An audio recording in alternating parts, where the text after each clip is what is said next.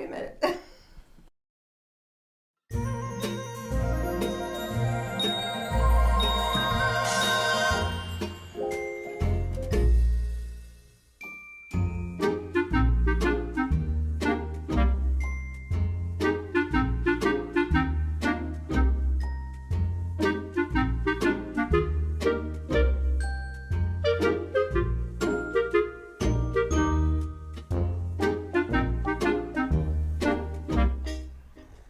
I'm a floating head.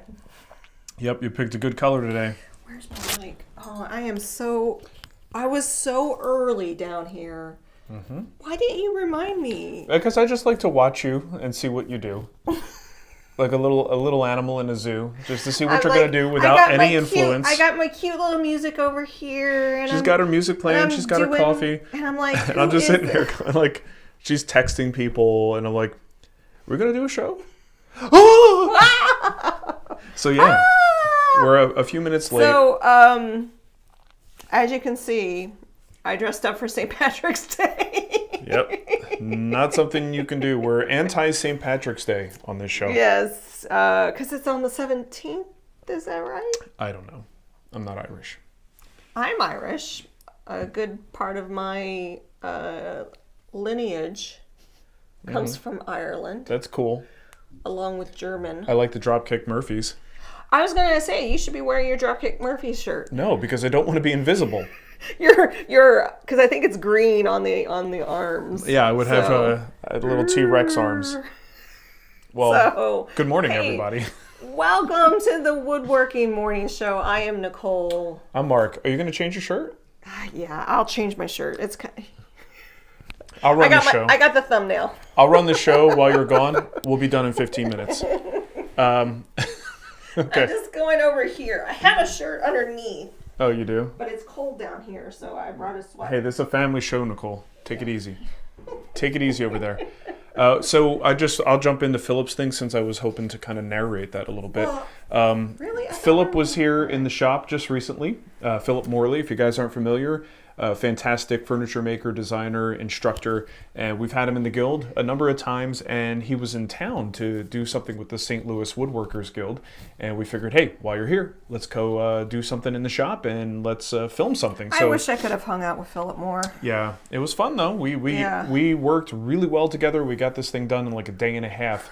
But we learned all about bent lamination and a couple different types of bent lamination. So I'm in the process of just making a reel. So apologies for this being in vertical, but I wanted to show you guys before I have the fully edited version. You guys get a little preview. Ooh, a little sneak peek. How many people we got in the chat? Because I'm curious how many people actually... 5. All 5 are here. All Nicole. 5 are here. Good news. I mean, because changing a time, I had a lot of confusion because I didn't change the thumbnail. Yeah. So people were like, is it 10 or is it 9? Like, make up your mind. I'm like, I'm sorry, my brain doesn't work so well anymore. Mm-hmm. Okay. So, anyway. So hopefully this is going to work. But it is a vertical video, so apologies for that. Oh, look who it is. What's going on? You just come here to poop, right? Yeah, right. Where's the poop spot? It's over there. Make it louder. It's the bouncer. All right, so anyway, this is our little filming setup. This is him prepping to make the laminations. That's just a little blanket cherry. Over to the bandsaw. Do some slicey. Did you like working on your tools? Can he hear us? Yes, that's why we're talking. Okay. I'm not narrating for your benefit, Nicole. This is for them. In fact, they can see us too. Ooh, yes. So he slices all these off, then back to the jointer. You've seen that dance before, right? Back and forth. Now at the planer, he's got this little sled we covered in some sandpaper. Is this where for these super thin pieces? He says, "I hate you"? Oh yeah, it was after this moment where he saw the results of the planing, where he's like, well, he didn't say "I hate you." He kind of said "F you." So there's a nice little stack of laminations. Oh, this is one of his jigs because we're not just doing bent lamination. He's doing tapered lamination and then a double tapered lamination. So you have to use these specialized sleds. What about triple? So you could take... Triple? Yeah, I guess you could. Side to side, maybe. You take more off of one end than you take off of the other, right? And then when you stack them together, you get some pretty cool shapes. So this is the double tapered version he's making. And each one, you go through one at a time, so this can be a little bit time consuming. You think? Woodworking's... Well, some things are more time consuming than others, for sure. Yeah. And then here we are gluing some stuff up. Philip likes to tape his laminations down. He uses a glue roller to make it fast. And I didn't get video of it, but there's the vacuum press situation. And then after it's done, the glue is dry, back to the jointer to clean up one side, and normally back to the planer to clean up the other side. And while I got a little video of it there, let's go back here and I will show you the finished laminations are right here making a guest appearance. So the first thing he does is a parallel lamination, but you can see there's two curves in there, right? Then we have a tapered lamination, so it's thicker at this end than it is at this end. And of course you just have a regular curve in there. And then the double tapered lamination, right? Is thinner at each end, thicker in the middle, and then has a nice curve. Is it all one piece of wood? Or is it's almost like you didn't even watch the video. I didn't. Thanks for playing along, Nicole. You get an F today. I am the average person you need to talk to. Yes, sure. Hey, Ness is in the chat, and she... What's up, Ness? Says Mark doesn't need a joiner. He's always smooth. Oh, I am smooth. I'm a smooth criminal. So this is going to be a course in the Guild. It's going to be one of our lower-priced technique-based courses, so keep an eye out for it. We'll have a pre-order up soon, but it was just a blast. It's always a blast hanging out with Philip. He and I have a lot in common in terms of our cynicism and anxieties and things like that, so we could kind of commiserate over that. really enjoy Philip. So he's the best. I love Philip. I would once he gets settled in Maine. Is he in Maine or? Yeah, he's in Maine. Yeah. Maybe one day we can take a trip out there. So we didn't necessarily do a project with him. This was just about the bent lamination technique.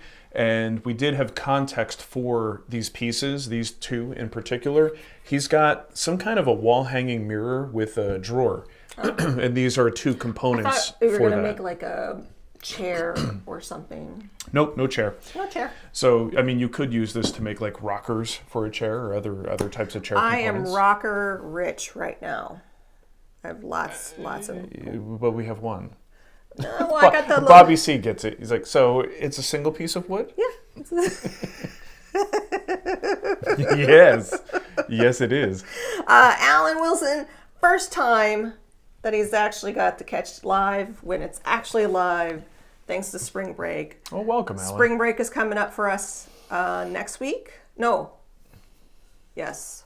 Mattea has 2 weeks of spring break. Ava has one. Mm-hmm. So she still has one more week of school, which she's going to be really, really mad about. And then the last week is when she has it. Did you check out my Bluey mug? Oh, it's the coolest. It's very nice. Yeah. Let's see. We have some. Do you have any? I don't want to interrupt you. Oh, I'm done. Oh, okay, good. Because now it's my turn. Oh boy, is it! We've all been waiting. So I went back to our YouTube members that are joined in on the channel, and I decided instead of going from the top down, I'm going to go from the bottom up. So these guys right here, I want to say thank you because they have been with us for 55 months. Holy crap.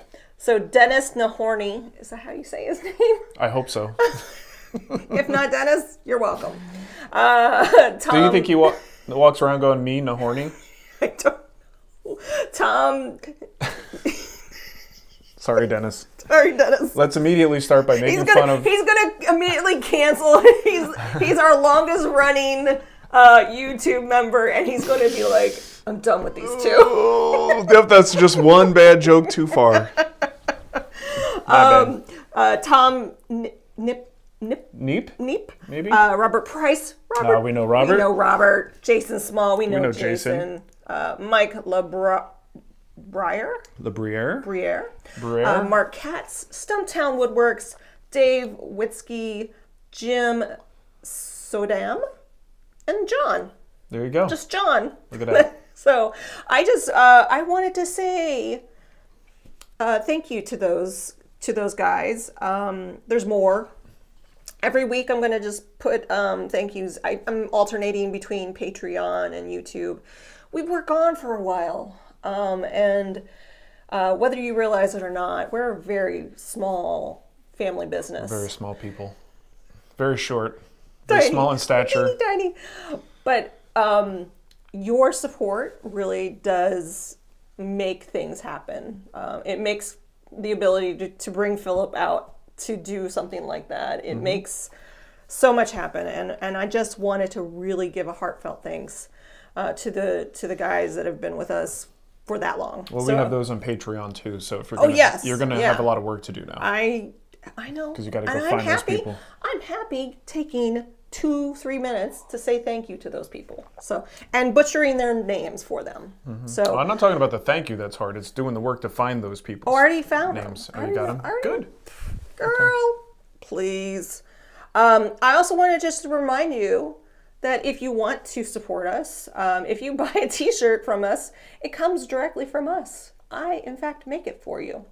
And you can go to twwstore.com and see all of the different designs that I have available. And in fact, when our class was here, they were all going through them. They're like, oh my gosh, there's so many designs. And there's Oreo and all kinds of fun You got a nice stuff. mix in there. Yeah. We should really get some, just really janky AI designs. Do you know what I mean? Like the Fit Woodworkers one that I had done for the Fit, what do you call it, on Strava, that group. We purposely went with the most ridiculous AI generated things, and I think that would be hilarious. I don't know. The artist that did this, it was kind of weird when she first did it because the hand was all wonky. Yeah, well, do you remember that? The hand is still a little wonky. The hand is still a little wonky. But this is my answer to all of the bootleg Wood Whisperer shirts out there because there's a lot. Yeah, like on Amazon. No, you just go. It's not even on. Yeah, on Amazon. They're all over on Etsy. Like they're all bootlegged. So this was my my answer to that. So go buy a shirt and have fun with that. Robert. Oh, let me go back to us. Nobody wants to see all that again. Robert Price is in the chat and did a super chat. Hey, he goes, Robert. He's feeling sad that we couldn't make an effort to butcher his name. A little encouragement to try again. Robert Price. Price. He's French. It's Price. Price? Price. Robert Price. Alex wants to know if you found his domino wrench. I haven't even looked. I saw your video. Yep. Guess how much time I've spent in the shop? Very little. 0. So yeah, I haven't checked. I will check though, and I'm happy to send it back to you if I do have it. But you already bought one. Why should we send it back? Because it's his. I know. It's the principle of the matter, and I certainly don't need more than one. Let me pull my show notes out. The funny thing is I have 2 now, so I would need to find a third because I do have 2 dominoes, which means I have 2 wrenches that go with those dominoes. So I'll look and see if there's a third. I'll send it back. People do tend to leave things that we've found, right? We have a jacket. Oh yeah. We have a box. So I have this beautiful. Is that Chris McCoy's? So he put his name on it. So Chris McCoy was in the in the class this weekend, and I've already. And it has beautiful red. Yeah. What's felt? I think it's. This looks like felt, not flocking. Not flocking. That's what I was thinking. And I put my my 2 little. Thread. And they're going to be invisible because they're green. But these are my shamrocks that I have for the kids. And I was like, oh, that looks cute. So I sent the. So we had 5 folks in the shop last week. We had Chris, his lovely wife Agnes. We had another Chris. Dos Chrises. Keith, who's in the chat. And Ben. Originally, I thought it was Meg. But Meg is his girlfriend who bought Ben the class. Which I thought was so nice of her. That's cool. And so I messaged him, because that's one of the things I like to do, is like, I try to get them to mingle with each other. Like, they're all woodworkers. They might have some things in common. This group was great. They started hanging out. 2 were local. So Chris and Keith were they don't live. Keith's in St. Charles, so he's like, I'm right there. But anyway, I messaged Chris and I said, we found this on the floor. Do you want me to send it back or is it mine? And he said, it's yours now. So I have claimed it. Okay. It is mine. Well, I guess that's the rule then. You leave something at our shop, it's ours. I absolutely love it, Chris. It really It is beautiful. I love it a lot. Look at that hinge on there. Yes, look at it. It's beautiful. So if you're wondering what happened last weekend at the bar stool class, I have some fun photos. Let's see what this, oh, there's Mark. Hey, y'all. Hey. So you can't see Ben. For some reason, almost all the pictures I have, Ben. He's hiding? He's hiding. He's very good at hiding. So you have Keith, Agnes, Chris. So Agnes and Chris are married, and they did this as a couples. And this was Agnes's first time woodworking. Yeah. And she is a boss, and I love her, and I love the energy she brought. I was a little bit nervous course. because being a total new woodworker, but she actually did better than a lot of the experienced woodworkers that I've taught in the past. So there is something about having respect and just the right amount of caution. Yeah. Kind of like, oh, there she is. Oh, look at them. They're having fun. What are they doing? Are they measuring their wood? They're laying out their parts. Measuring their wood. Check out Andy Klein's vices in there. Oh yeah, those look good. Students loved having those. Oh yeah. And hey, if you do have questions for us, I'm starring those, and we're going to come back to those once I get through these pictures. I wanted to share that it has become springtime in Missouri, and we got to eat outside for the first time. We got a mouth breather. I did that on purpose, but it just looks a little goofier than I thought it was going to look. And there's Phil. Phil had lunch with us on the last day. Yeah, Philip came in on the last day, and everybody's like, "Who's that?" But yeah. Did he pay to be here? Why is he getting free lunch? How come he gets a free lunch? The heck? But your mom did absolutely knocked it out of the park with dinners and lunches, and she is so wonderful. And this was my dream. This was my mind's eye vision of Me eating lunch with Philip? No. That's always been my dream too. Just us being outside in that space, and look how open it is. And it's nice that we at least have 3 days a year that we can do this. Because it's either too cold, too humid, too hot, too sunny, too many bees, too much poison ivy. Too much poison ivy. So yeah, enjoy it, because there it was. There's Agnes being a So let badass. me tell you guys, having Agnes in the shop was a real eye-opener of someone of a smaller stature who would have trouble in a typical wood shop sized for, just an average-sized male. Yeah. And Man, did you get some blowback on the picture you posted on Instagram of her doing the apex? Well, not on the. I didn't see much on Instagram. It's on Facebook. Because Facebook is a cesspool of morons. No. Sorry. No. If you're on I didn't mean to say that. If you're on not Facebook, all of you, not all of you. just the ones who are morons.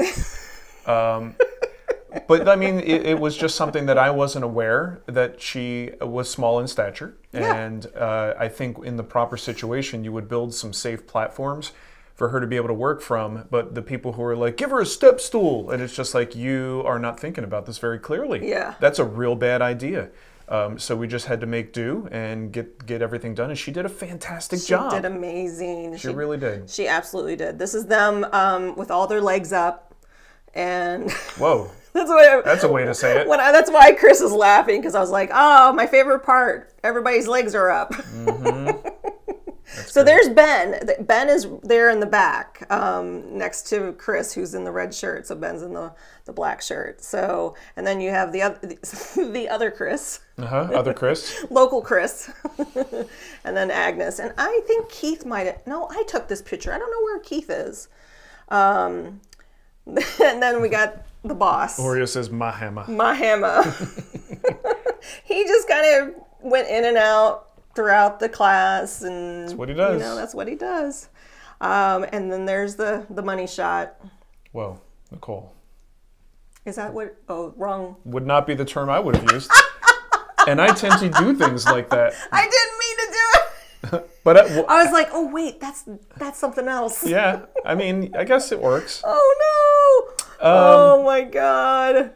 But what a great class. Yes. What a great bunch of people. I mean, every one of these classes that we've had has been super fun. And everybody, it's just fun spending time with people and, sharing tips back and forth and doing some woodworking together. It's a blast. And Agnes looks awesome in that shirt that I gave her. I give everyone a special shop shirt when they come to the shop. And here's a picture of all of us. I wanted to make sure. So Matt has to get in there. The unsung hero, Matt Robinson, who was our apprentice, very first apprentice last year in January. That's how we met him. He's in Lake St. Louis. Yeah. You know what his nickname is? Money Shot Matt. That's what we call him, Nicole. But go on. And then your mom is in front, and then of course me. So, and then you're probably wondering who took this photo. Oreo. It was Philip. Oh, Philip Morley. You give the guy a camera, the first thing he does is takes a little selfie and then takes your photo. That is that is a masterful move. Yeah. I love it. I love it. And then I just wanted to give a shout out to a local brewery called Friendship Brewery here in Flint Hill. On Sunday, they had an event where you could go and cuddle lambs. Drink beer and cuddle lambs. And 3 of them, so Agnes, Chris, and Ben all went and they cuddled lambs.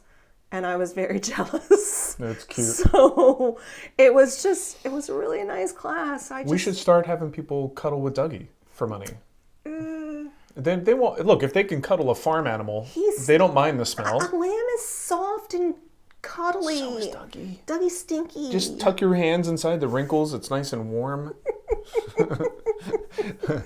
Corey's like, this is a family-friendly show. I'm sorry. Yep. You ruined it. Sometimes I get my, what are they called? Brain farts? Euphemisms. Definitely not. Euphemism? Euphemisms. Go on. Sometimes I feel like I should be handing you the shovel so you could dig your hole deeper. I don't care. No, this is what we love about you. Oh, Your euphemisms. Your mom. Oh, hey, Matt's in the chat. Your mom gave me that name. Oh, Matt, that's too far, sir. That is just a little too far. Let's move on. Okay. We have lots to get to. Okay, I just wanted to say hi, OJ's. Oh yeah, look at OJ's back. He deleted. See, I don't think I offended anyone here by throwing Facebook under the bus. No. Everybody's like, yes. No. Yes. Down with Facebook morons. Yeah. So. All right. So we have, let's see. You have in here CNC is running. Yeah. And I added to that, not really.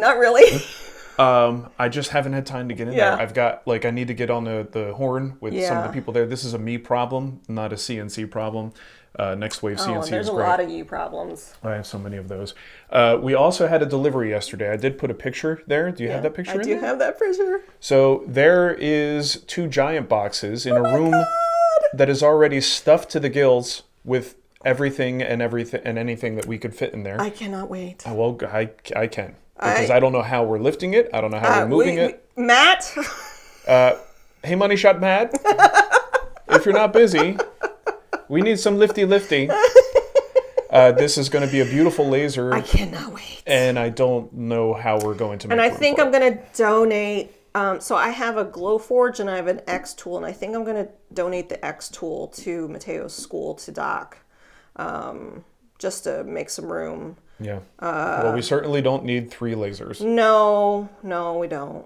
But I'm super excited about partnering with so that's Eon Laser? Like Eon Flux. AEON. Yeah. Yes. AEON. AEONlaser.us. I'm pretty sure it was Susie who sent me a video I'm pretty sure it was Susie. Susie, do you still watch? I don't know. Susie's busy. Well, she's a very busy. She sent me a tumbler that she lasered, and I use that tumbler all the time. She inspired me. Susie Quinton. Quinton? Anyway, so I'm excited about my new foray into lasering and CNC because I'm going to get into CNC too. I'm like, hopefully, I will. I have a, no. You can say, you know what? You know how you get me to do stuff? You say, no, you don't have time for that. And I say, I have time. You know what you don't have time for? Scooping dog poop in the backyard. You stop it. You don't have time to scoop poop, Nicole. Do not. You have no time. I don't have any time. Matt, you want to come over and scoop some dog poop? Matt, you also don't have time to scoop dog poop in the backyard. No, what I'm saying about the CNC is I have a ways to go before that is ready to be used. Yeah. And then I have to teach you how to use it. All right. After I teach me how to use it. Yeah. Laser. Okay, anything else before we get to questions? Let's see. We're only halfway through the show. I have questions saved. So you want to do a quick one? Let's do a quick one. This one came from Catherine. Great question. Furniture. Bought a Japanese chisel. I'm worried about sharpening it with the hollow back. I will expose the hollow on the cutting edge if I hone the bevel and flatten the back. I can't get my head around it. So what Catherine's talking about, Japanese chisels have hollows on the back. Makes it a little bit easier to, because it's typically a little bit of a harder steel, and that makes it hard to sharpen. If you have so much steel there. So they kind of hollow it out. Sometimes it's a single, sometimes a double, triple. But those hollows make that a little bit easier. What she's worried about is if there's a hollow in the back of the chisel and you're constantly honing the bevel and honing the back, that you'll eventually work your way back into the hollow. It would take so long to do that. I don't know how much you woodwork, Catherine, or how frequently you sharpen, but that's going to take a long, long time. So I don't think you should worry about that. And if you are sharpening enough, as I don't know if you're a hobbyist or pro level, but most of us would not get back to that hollow in our lifetime, just normal usage. So I wouldn't worry about it. And if it does happen in 20 years, consider that a great career and reward yourself with a new chisel if it's that big of a problem. So, do you think that they can hear the dog barking? Nope. Cool. Do a question. Oh, I can read a question. Oh, I forgot to say. You know what today is? Friday. National Pie Day. Ooh, 3/14. It's 3/14. Eat some pie. I think it's my stepbrother's birthday today. I think it's Jean's birthday. Okay. I gotta text him. You better find that out. Okay. Let's I'm doing see. A question then? Yeah, we got questions. All right, so these specifically from Patreon. We had no YouTube questions. Yeah. Well, because Raphael moved to Guild Plus, and now he emails me, and he was one of the few that would be a consistent question on YouTube. So I wrote him an email back. Okay, so John had a question. I'm in the market for a circle guide for my router. I have the Miles Craft, but it's very lacking in my opinion. Do you have a better suggestion? So the Miles Craft version of this, it's just like what we're talking about is a fancy plastic trammel arm, and I don't know. I guess what I need to know is what makes the Miles Craft version not work for you, John. I don't have that information. Because I've never really felt inclined to purchase a circle jig. Most of the time when I'm doing circular things, I will make my own trammel arm. It takes like 2 seconds to make one from a piece of scrap. So I've never really felt inclined to buy one that's reusable or indexable, or you know what I mean? It's just not something that's come up. So I would need to know what you find lacking in that, and I would just encourage you to make your own. Unless this is something you find yourself constantly having to reuse, well then you just build one that's a little bit nicer. Because I usually make mine and then I toss it when I'm done. I just don't do it that often. But you can make a very nice sort of indexable with multiple pins set at different intervals to give you whatever diameters you could possibly need. And you can make that yourself and it will be totally reliable. And I think that's a better option than buying one. But that's just me for that. So should I go to Ed's? Or No, I want to. David K said, do you have to hone the back of the chisel more than once? Well, you usually, no. That's in reference to the previous In reference question. to the chisel, yeah. So once your back is flattened, you only have to address it when you sharpen the bevel. You tend to get a little bit of that steel that kind of folds over to the backside, and you just kind of clean it up. And you can usually do that on like your highest grit. So very seldom do you have to rework the back. But even just working the bevel and then cleaning up on the back, theoretically, eventually, you can still work your way back to that hollow. Oh, Keith reminded me, it's St. Louis area code day 314. Oh, See, okay. here's the problem. Well, then it's a lot of things today. Yeah, it's a lot of things. We don't have area, like our phone numbers. I still have my phone number from when we lived in Arizona. Yeah, I've got a Colorado number. He has a Colorado. Like, I refuse to learn another number, and it doesn't make sense to me. And I subscribe to that Yeah. logic. It's just that I didn't want an Arizona phone number. Yeah. And when we moved to Colorado, I said, I'm getting a new number. You know what's wonderful, though? When a 480 number comes in, I know it's spam. I know it's spam immediately. Some kind of robocall. Nobody's going to call me from Arizona. Mm-hmm. Let's see. We got a question here from Dave Curda. Can we get the old logo on the shirts? Which one? Well, how old do you want to go here, Because Dave? we've been doing this for 18 years. You want the goofy, whispery one with You want the- like this on the log? Yeah? Which one? Just tell me have which it. one.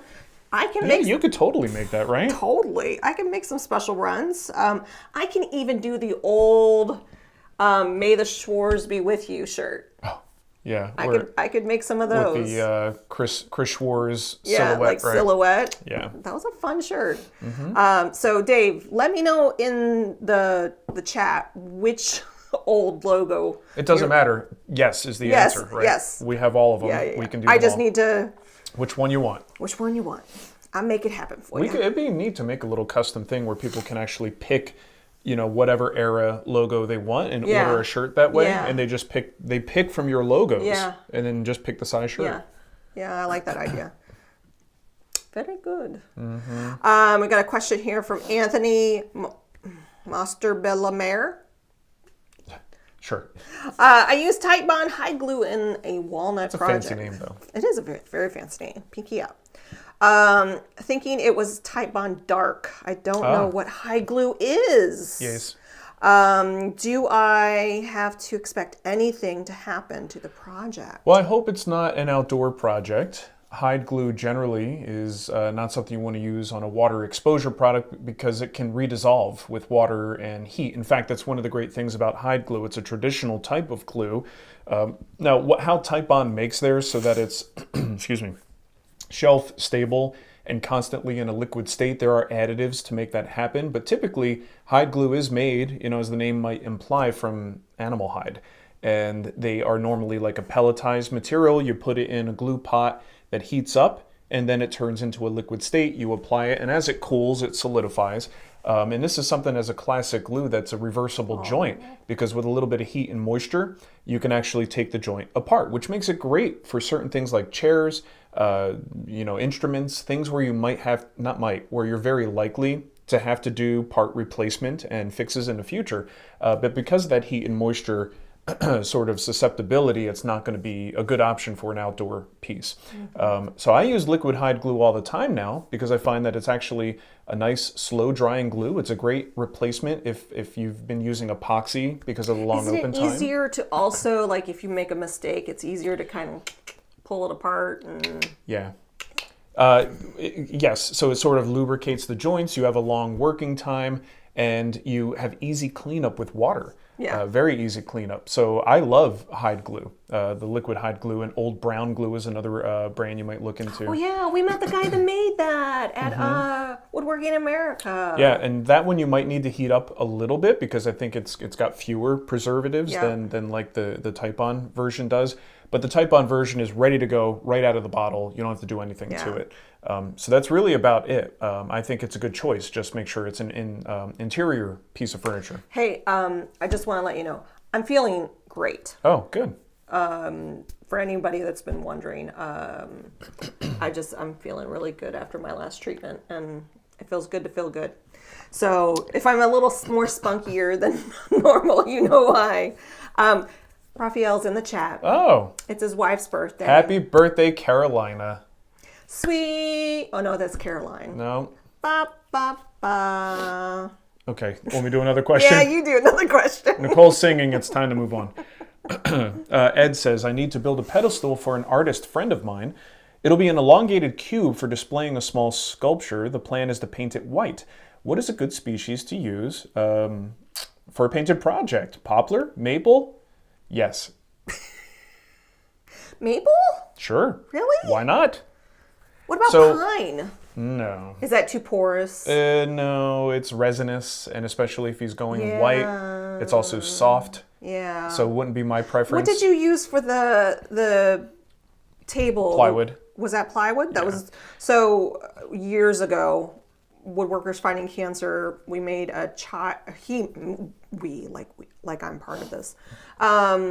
He made the kids' table and chair, and you. But it's plywood. But it's plywood, and you like sprayed it and lacquered it. It is a white lacquer. Yeah. So I would go poplar. I think poplar is usually the most cost-effective option. I used that just recently when I did my casings on our kitchen windows, and that took paint beautifully.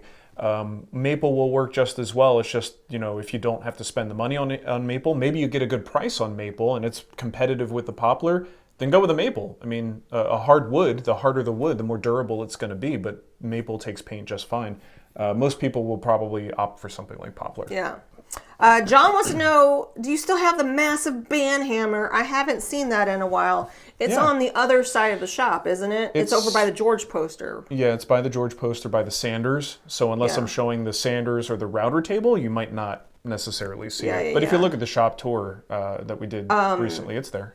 Matt Robinson texted me specifically and asked me if I had been in the shop since the class, because he wants to know if the George poster has fallen down yet. It's still up. Is it still up? Oh, yeah, I told him.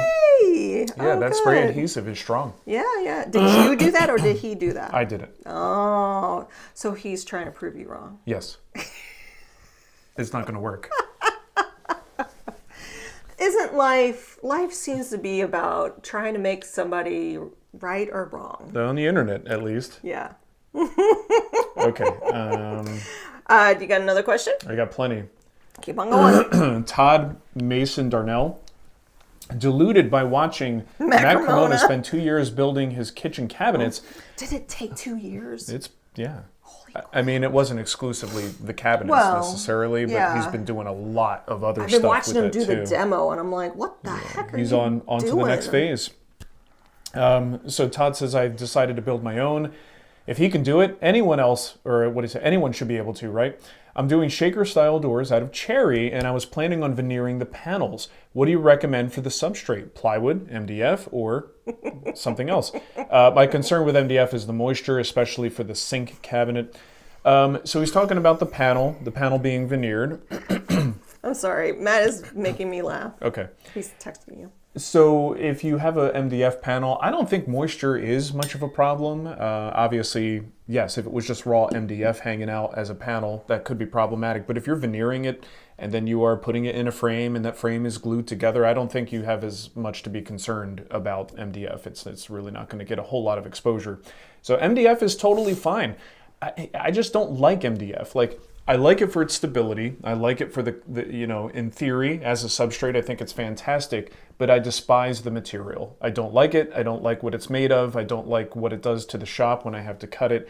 It is absolutely one of my least favorite things to work with. So generally speaking, I would probably opt for some kind of a plywood core, put my veneer on top of that, and I would be a much happier camper with that. Just in the end, does it make any big difference? No, but I would personally, that's the route I would take. Yeah. Steve Miller says 1 hour earlier this week, and C Metric says new time, permanent. Yes. Yeah, I mean, the 10 o'clock time, I think once we brought the show back, you just picked a time that worked. Yeah. And then we had Mateo going to school and all that stuff. So yeah, it was enough time for me to drop him off and then get back to the shop. But the problem is, it's me sitting around waiting for 10 o'clock, and I'm already losing a lot of time on a Friday. So we're trying to get him as much time in the shop as possible. And good news, the fiber appointment for the first appointment, it's like a double. You got to get the first appointment, then a second appointment. But the first appointment is set for like a week and a half from now.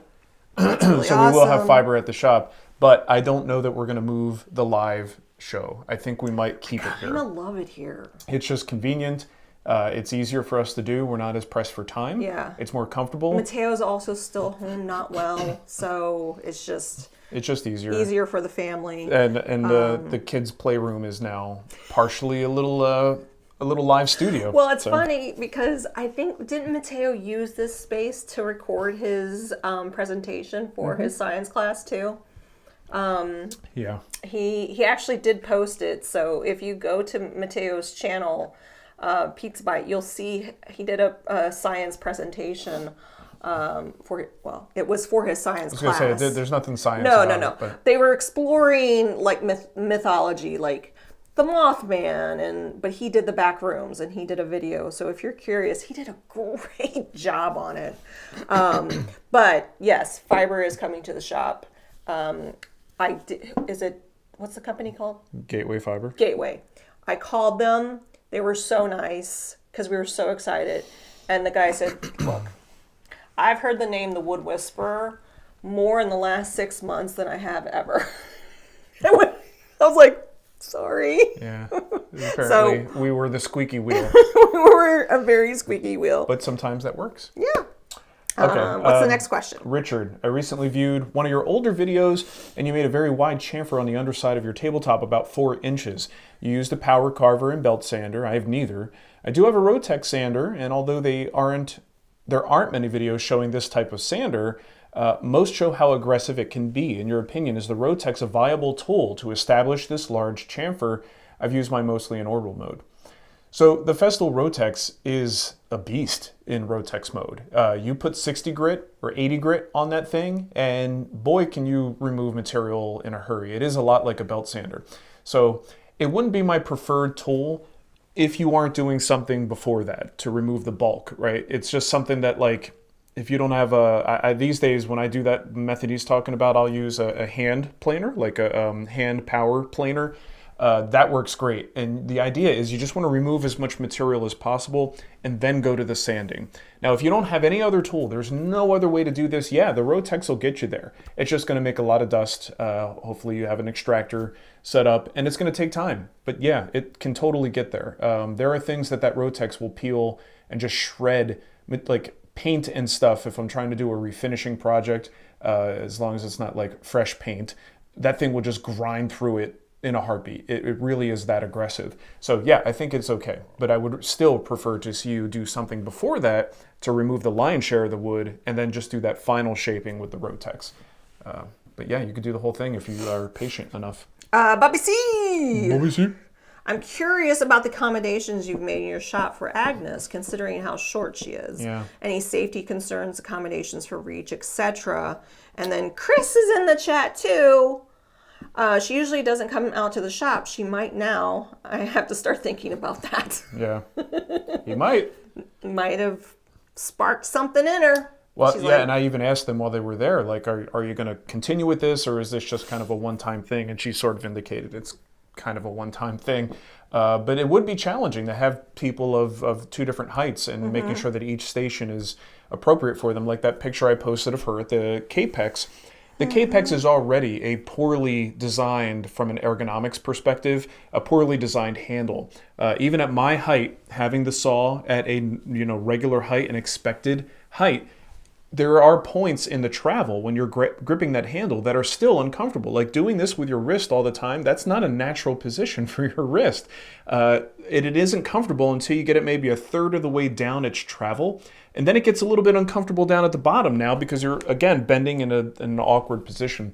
So I don't know why Festool has never addressed that. I think it's a little bit of stubbornness that we designed it the right way and you're going to get used to it whether you like it or not because we're Festool. But I think it's poorly designed. And I think that design flaw becomes even more highlighted when you see someone in a non-optimal height range try to use that thing. Right. So. Well, and we've, over the years, we've had people in wheelchairs that have reached out to us. And asking for advice and how to kind of make it to where they can work in the shop in their wheelchair. Yeah. And we I still have the emails where I've paired woodworkers together that are in wheelchairs and they kind of share like tips and things like that. So yeah.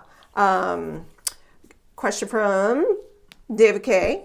I'm in a market for a new miter saw. Maybe doing some work on my desk soon. Will the Festool Capex 10-inch sliding miter saw handle a 4x4? Yeah, well. Yeah. No problem. Yeah. I mean, that's a heck of a way to go. Like if you know you want to marry this miter saw and you want the best, it becomes a topic of conversation all the time because it is I think it is the best miter saw out there, but the price difference between it and number two. Didn't you just say it's not? Well, I'm talking about the ergonomics. Yeah. Yes. Okay. But you have to get over that if you want the cut quality, the dust collection, okay. the whole feature set, right? But I don't want to get off on a tangent. Yeah. To answer his question, yeah, it'll do a 4x4 just fine. Good. Okay, Dennis Mako says, do you rip or cross-cut your stock first? Depends. So my process usually is laying out my parts. Sometimes those parts don't lay out cleanly, meaning like I'll draw one part here and then another part here, so I can't easily cross-cut. But I do try to cross-cut first because I want my boards to get down to a more manageable length. Once they're cross-cut, then I can get into the jointing, planing, and then finally the ripping operation. But sometimes there's a rip that happens earlier in the process. If the material is rough, and again, I'm cross-cutting, I'm cutting multiple pieces out of a board, I'm usually going to go to the bandsaw and do a rip there because that's the safest place to do a rough board rip where things might be a little bit wobbly. So yeah, it kind of depends on which part of the ripping and cross-cutting process you're talking about, but I would say usually I'm going to do my cross-cut first and then my rip, making the rip more manageable because I'm closer to my final size and it's a shorter board. Since we're just talking about it, Dutchman Woodchuck wants to know, why did you go to Festool? Because it's the most accurate, the dust collection, it's the most reliable, good cut quality. It doesn't mean that you can't get these things from other saws. Yeah. It's just that I find it to be better on the Capex. When I don't have the Capex in the shop, there have been times where I've gone away from it and have tried other things just to experiment and live like that for a while in the shop and know what that means to a woodworker so I could advise on it. At those times, I stopped using the miter saw for my fine crosscuts. And what I mean is like finished crosscuts, like for a final part. I stopped doing it because I don't trust it as much and the cut quality isn't where I want it to be. So what I do is I start using the table saw and I wind up using my sleds at the table saw more for those final crosscuts. When I do have the Capex in the shop, it's my cross-cutting machine and it is accurate enough and reliable enough that I use it for my final finished cuts. And that's just something that I've built trust in it, and I have trouble getting that trust with other miter saws. Mm-hmm. We have Joe O'Brien in the chat, and he says, seeing that it's St. Patrick's Day weekend. Nice. Thank you for the super chat. Well, thanks, Joe O'Brien. So Al has a question, and I believe this has been asked of us before. I'm a member of Guild Plus, but I'm not interested in building the quilt rack. Yeah. Any thoughts on letting us pick our project for the month? I really enjoy the detailed videos. That's a great idea. A lot of times what these things come down to are how hard that is to execute on our end, the technology side of it.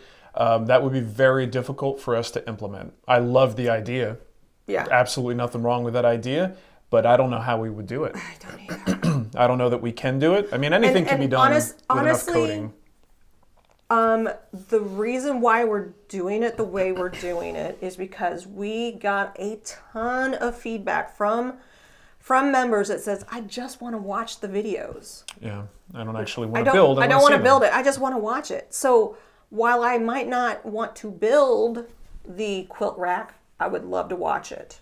And that is where that part of Guild Plus kind of came from and stemmed from. So, and it's okay, you don't want to build it, but there might be, give it a chance, watch it. You might find hidden little nuggets of information in it. Yeah, and just, since you brought it up, a little plug for Guild Plus. Yeah. Guild Plus is something that we added to the Guild. Basically, it's you could buy courses in the Guild like you've always been able to.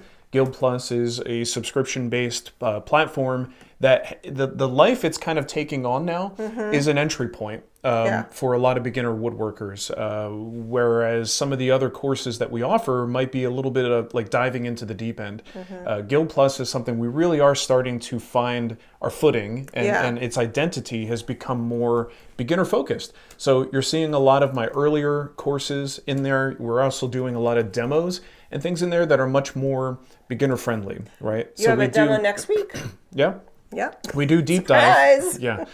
We do deep dive into things, but we deep dive thinking that a person's coming into this fairly new. So if you are a beginner woodworker, and look, I search all kinds of niche topics on YouTube, and I know what it's like to enter into that rabbit hole where there's almost so much information. So much. It's overwhelming, right? So sometimes it's nice to just be in a place where it's distilled down and you have a trusted resource who you can ask questions of, and other people in that same community who you could talk to and ask questions of. And Guild Plus is something that kind of provides that for you. So if you're interested in that, you could check it out at thewoodwhispererguild.com/plus. Yeah. And that's where you're going to find all that information. I already added it. I added it to the chat. Yep, there you go. Boom, baby. And we got monthly, we've got yearly. You save quite a bit if you get the yearly thing. And there's a lot of other benefits to membership. I'm working out something for like a little St. Patrick's Day thing. So there might be a coupon coming out soon for for like a little sale? Yeah. A little sale. Nice. Yeah, so I haven't set it up yet. So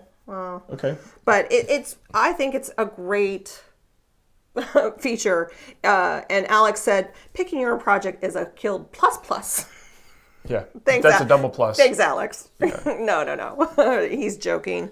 But the whole idea is that you purchase the courses that you want to have permanently in your library, and Guild Plus gives you a month to sample that course. And if I'm not mistaken, while that one is active, don't they get a discount? Yeah, they get a 5% discount. Yeah, so you get an additional discount as a Guild Plus member on any course, and that even if we have a pre-order, when the pre-orders are really, really well discounted, your Guild Plus discount stacks on top of that. So you can get some stuff pretty cheap. Yeah.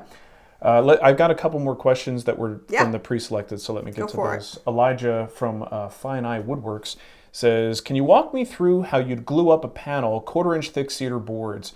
The boards are 5 inches wide. Let's see, I'm worried about cupping and overthinking simply edge gluing the thin boards. Each panel will have 4 to 5 boards, therefore many edges glued. And then he has a Patreon specific question, which we'll get to afterwards. So thin panels can be a little bit tricky. A lot of times I'll try to do it flat and then put some weight on it, because when you try to clamp up a 1/4-inch board or a series of 1/4-inch boards, I'm not so worried about the cupping afterwards as I am under pressure. They have a tendency to want to cup. So a lot of times, if you're doing it on, like, let's say a set of parallel clamps and you have it drop down there, you do want to use cauls or something that squeeze the panel from the top and bottom to prevent it from buckling. But you can also do this keeping everything flat, and then turning your clamps the other way, going flat on like an assembly table, clamping them together and not using a lot of pressure. You put too much pressure, they buckle up. But you can use, like, David Marks used to do this all the time. He would put like bricks. He'd put bricks on them and hold them down. You could do like dumbbells or whatever you have that's got weight. I got some dumbbells in the shop. All the time. Why did you put dumbbells on the benches? Counterweight. Yeah. I don't want to get into that topic, but that's something to talk about. Okay. We'll have a video coming out on that soon. All of our students sign the workbenches too, which I love that happens. Yeah, so it was awesome. There's a couple different ways to do it. Also, with a 1/4-inch panel, consider it almost like there might be times where I would just go almost like the veneer route. So when I'm gluing veneer pieces together, very thin pieces, I'll use stitch some blue tape across the joint. And then when you flip it over, you can kind of open it up like a book, and then you expose your glue joint, put a little bit of glue in there, then lay it back flat again, right? And that tape can kind of act as a bit of a clamp to hold it together. So that might be a way to do it too, just to keep things a little bit more organized for you. And you could do multiple pieces, and it kind of almost like an accordion sort of, the way they open up. Get your glue in there, set it back down. Shouldn't be too bad. Now, hopefully, I don't want to get into the flatness after the fact. That depends on what you're doing with these panels and how they behave after this point. But yeah, a wide, thin panel, it's going to move. It's going to cup. So hopefully this is a panel that eventually goes into something else, like a frame, to help it behave. Bicky Bickford, which, if that's your real name, that's an awesome name. Sorry I'm late. Where's the awesome cat? He's at the shop. I feel like this is like, it's 10 o'clock. Do you know where your kids are? Do you know where your cat is? Do you believe they had commercials that had to remind parents to check on their kids in the 80s? The good old days. The good old days. Where are your kids? Why do we have to care so much now? Why can't my kids be out and the TV networks have to tell me to keep track of them? Do you know where your kids are? Oh, man. Like, how weird. Like, No, I think it's great. yeah. And Vicky said, I haven't built anything Mark has made, but I love watching the process. I've we been appreciate watching that. for many years, so thank you. Yeah, I've watched how many episodes of Woodworks? Yeah. And how many things of David's have I actually built? Maybe 2? Maybe? Right? But I'm absolutely inspired, and I learn a ton watching it. Yeah. The second half of Elijah's question. Oh, I didn't know there was more. Sorry. Patreon specific question. Anyone know how to see previous comments and responses in one place or find them after the fact? I'd love to be able to easily refer back to questions that I've had answered here, but I have no idea which Q&A I've asked the questions on. Any assistance would be appreciated.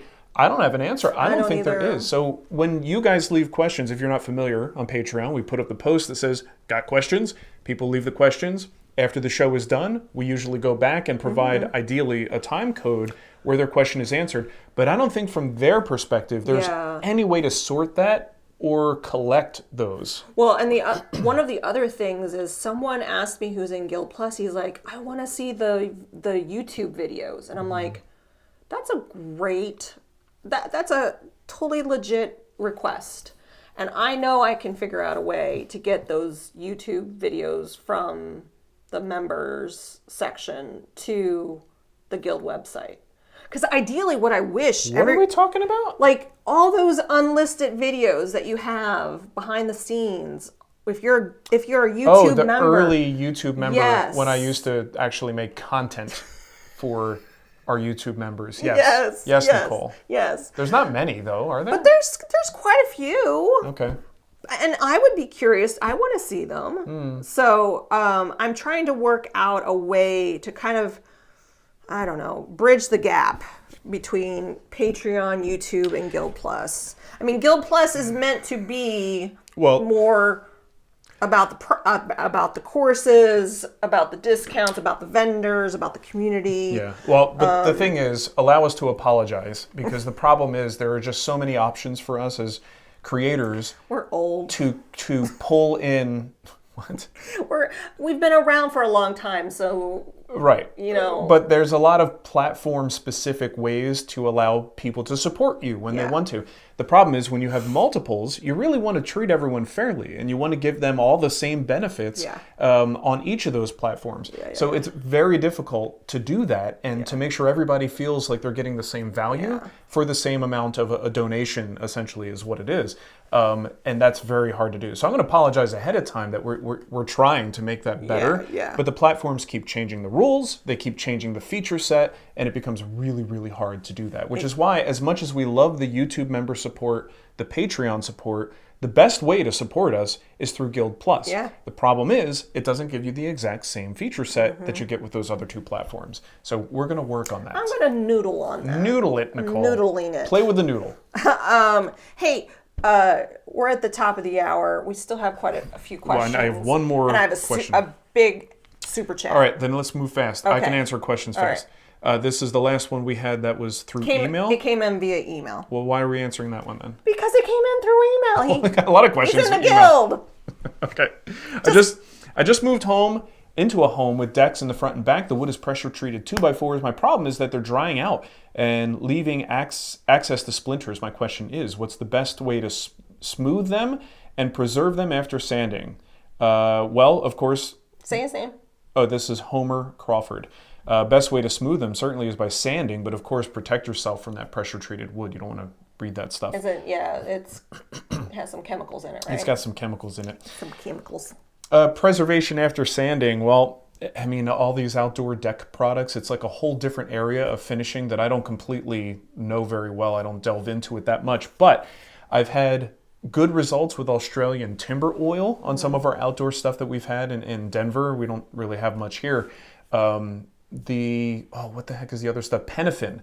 Pennaphin is a great product that we used in the past. If you go to our store, amazon.com/shop/The Wood Whisperer, I know I have MARC's finishes, I believe, as a category, and I think Pennaphin is in there. Yeah, those are two good suggestions. If you shop through our Amazon store, it doesn't cost more for you, but we get a small commission for that because we said, hey, check that out. All right, fast questions. From Mark. I like him already. It's Mark Lohendorf. Lohendorf. Did we just thank him wasn't he one of the title cards? I don't know. No. Nope. Sorry, Mark. He says, here's a few shekels. Shekels. What's a shekel? Money. Yeah. For me and my evil twin. But I don't want to be a red shirt from the Wednesday watches. Hey, all right. Thank you for that, Mark. Thank you. So we have this thing every Wednesday. We talk about it once in a while for all Guild members and Guild Plus people, our watch-alongs, which is super fun. So you're going to want to look into that. But join us every Wednesday for that. It's super... super duper fun. This past Wednesday, I really enjoyed. I actually reached out to David Marks, and because he's been slowly releasing woodworks on his YouTube channel. He's up to season 2, but he has an episode where he went to Krenoff and he went to Art Carpenter, and that was season 7. And so I said, I'm waiting for you to... It's going to be a while.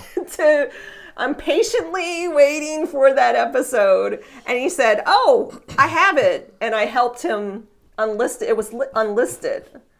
Right. And so I helped him make it public so we could watch it. We could all watch it. It's so good. It's out there now. So if you go to David's channel and look for episode, I think it's 707, you can. It's a really cool episode. We've seen things with James Krenov, so David Marks, Art Carpenter, Sam Malouf, Tay Frid, like a lot of the people who everybody should know. Yes. If you're into woodworking and you don't know who these people are, you need to. It's part of the history that we have to be careful not to lose track of. We don't want to lose...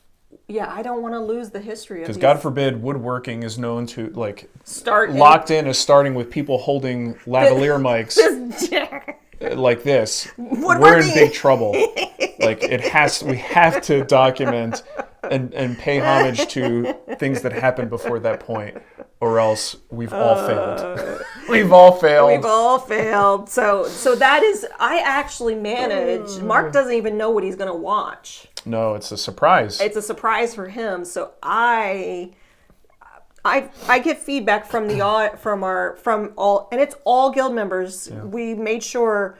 The reason why we put it in Guild Plus first, because I wasn't sure if the software could handle a lot of people. Well, we wanted it to be a Guild Plus feature. Yeah. The problem is Guild Plus is just starting. Yeah, so it's still pretty small. We don't want this to be something that there's only 10 people hanging out in.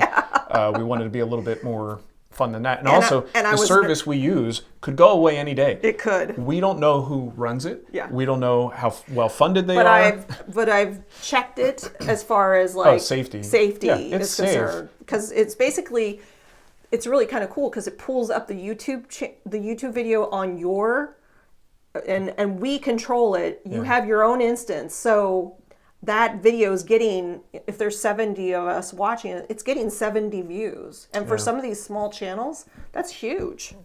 So it's huge for us anyway. What are you talking about? We suck anymore on YouTube. I'll take 70 views. I'll take it all. Corey just wanted to say, speaking of sandpaper, did you talk about sandpaper? No. I don't know if y'all use Backside or not, but it's really good. Oh, well, thanks, Corey. Thanks, Corey. I appreciate that. BacksideSandpaper.com if you want to get some of that backside sandpaper. Yeah. It's two-sided sandpaper. We love it. We give some to the students when they come out, and they seem to really enjoy it. Feedback on it is really good. God, I hate making this stuff. We got to figure something out. Yeah, but it's available, and if you order some, we would appreciate that. Tommaso wants to know if you have any... Is he joking? I don't... You never know with Tommaso. I know, that's what... He's a sarcastic guy like me. So, is there wormy maple? Yeah, there's a such thing as wormy maple. I don't know what you would do differently than any other maple to finish it. Is this a joke? It could be. But Okay. wormy maple looks good on any finish. Yeah. It's usually got that like streakiness to it that looks Yeah. really nice. What's a wormy? Like, is it like Well, I think it's because it had worm infestation in the holes? past. Are there like holes or? Sometimes there's holes. Sometimes there's just streakiness that happens. Like brown streaks through it. My favorite brown streaks. Streaks. Yeah. Okay. All right, what else? We got to be done here. Yeah, right, all right. Al, I'm a member of Guild Plus. Yeah. Oh, we already did this one. Okay. Never mind. Just another mention Sorry. for Guild Plus. Another sales pitch for you guys. Doug says, I've purchased more Guild projects than I've built. Nice. Most people have. They just like... That's kind of the way it is. That's their collection, and they can go back to them. When you own them, they're yours for life. You can go back to them at any time. Gregory has a question. In your jewelry box project in the Guild, why did you use stop dovetails to join the side carcass to the base? Stop dados work as well? Yeah, they could, but sometimes in the Guild we do things the hard way just to do it the hard way. I do prefer something that has a natural mechanical resistance to coming out of the joint. So of course a dado just a side panel put down into a dado is not going to necessarily be as strong as a sliding dovetail joint. So if there is a stronger way to do it, typically in the Guild we're going to push for that. I can't see any reason why you couldn't just use a nice little dado joint. I think you'd be totally fine with that. Oh, look, we got a thumbs down, Nicole. You know what I like to tell that person? Take that thumb, right? Turn right around. Flip it around. Did it just happen? And I don't know. It's and probably then because do this we're with it. going late. Go like this on this side, and then do it on this side, and now you're smiling. Yay. And now you feel better about the show, and now you want to hit that thumbs up. You know who? Because you feel so good about yourself. I think it's barefoot philanthropist. Because we didn't answer the question. On your CNC workflow, struggling to find a balance with my new CNC and my existing workflow. Sold projects on a side, making templates and bespoke pieces. It can be difficult, and that workflow is something that I'm working out right now too. Yeah. I'm trying to get the thing to just be functional. He's like, Mark doesn't have an answer because he hasn't figured it out. Yeah, let me know when you figure it out. let us Email know. me. It's something that I think once you have that powerful tool of the CNC in your shop, we all have to make a choice. How much it gets incorporated into our work? How much of the work do you want it to do? Are you just using it to make templates and then you're doing everything the way you always have? Or are you actually cutting some of your work pieces themselves out with the CNC? It's such a powerful tool, and I think we all have to figure out where that happy medium is for us, because it can do anything and everything we want it to do. It's just how far do you want to deep dive into it? So I'm still figuring that out. I haven't had a CNC in the shop in a while and haven't had one consistently enough that I figure out like my personal happy medium. Where's that equilibrium? We all have to figure out our own equilibrium though. Tommaso said, no, it's not a joke, but I get Nicole's apprehension. You've gotten me too many times, Tommaso. He's a tricky guy. Tricky. Brian Thorpe had a suggestion. Check out textured liquid rubber for decks. Sign me up. It sounds great. A textured liquid rubber. I don't know what that is. For one of the questions. Was it one of the questions? Well, someone asked about a deck with pressure-treated material. Yeah. Oh, yeah. We were talking about that. I mean, so let's talk about this for a second. I thought you wanted to stop. I do want to stop. But just based on the name, textured liquid rubber, I feel like you really need to be sure that that's what you want. Yeah. Because it is no longer wood. No. It's now textured liquid rubber. It's like epoxy on a garage floor, right? It seems like something that like doing epoxy. It might be something that I would see someone doing on maybe the treads of stairs. Like you don't want them to be too slippery. You want a little grippy. But I don't know that much about this product, but it does sound like something like you better be damn sure that's what you want your deck to look like if you're going to put that everywhere. Yeah, I would think so. Interesting. Yeah, I've never heard of it though. So the funny thing is we've gone past our time, and the people that normally come at this time are now coming in saying hello. Hey, good morning. Ready for the show. We've been here for an hour. Boy, do we have good news for you. We're leaving now. We're getting ready to end this show because we started the show. We start the show at 9 a.m. Central, 10 a.m. Eastern, just because it didn't make sense to just sit around for an hour.